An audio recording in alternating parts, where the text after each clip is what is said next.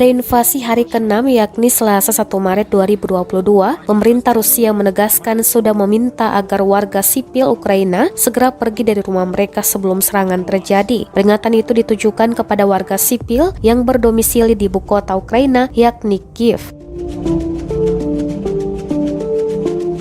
Dikutip dari Sky News, peringatan tersebut disampaikan oleh Kementerian Pertahanan Rusia. Pada Selasa kemarin, Kemenhan Rusia menyatakan akan menargetkan pelayanan keamanan Ukraina dan pusat operasi untuk informasi serta psikologi. Pihak Rusia berdalih serangan itu bertujuan untuk menggagalkan serangan informasi ke Rusia.